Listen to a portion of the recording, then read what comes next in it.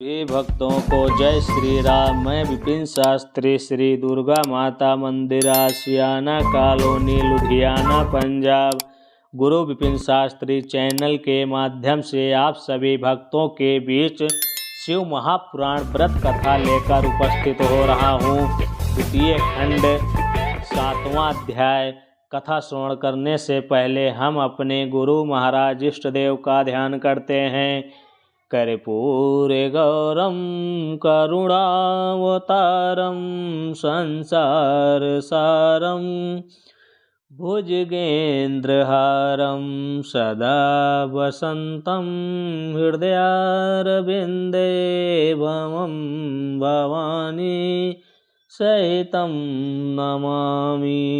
ब्रह्मा जी ने कहा, हे नारद, ऐसा कौन सा प्राणी है जो भगवती महामाया के उस अनुपम सुंदर शरीर को देखकर मोहित न हो जाए।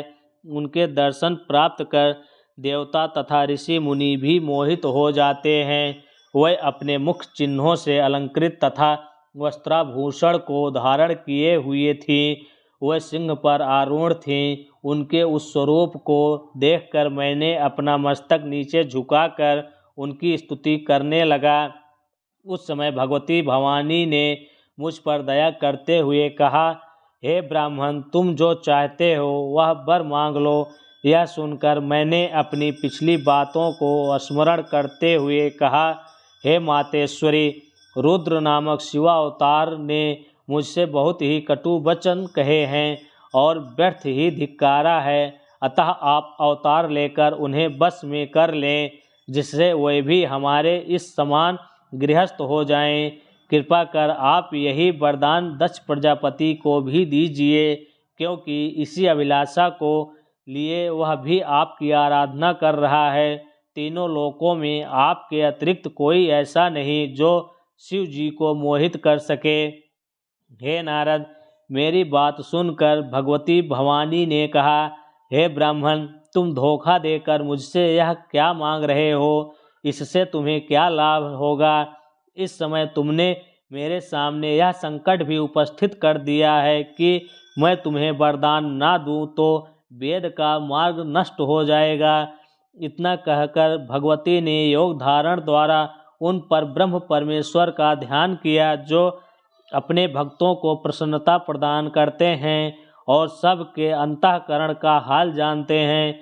भगवान सदाशिव ने उन्हें ध्यानावस्था में यह आज्ञा दी कि ब्रह्मा जिस वरदान को मांगते हैं उन्हें दे दो और तुम अवतार ग्रहण करना स्वीकार करो।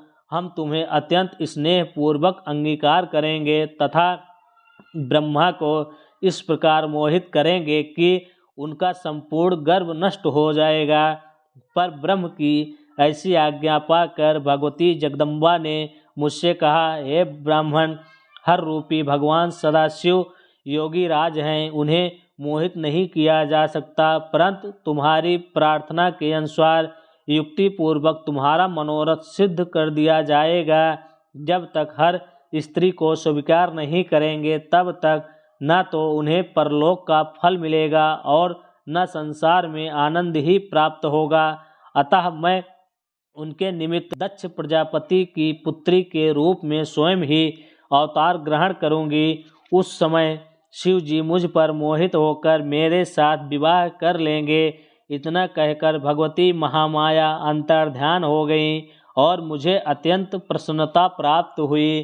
शंकर भगवान की जय।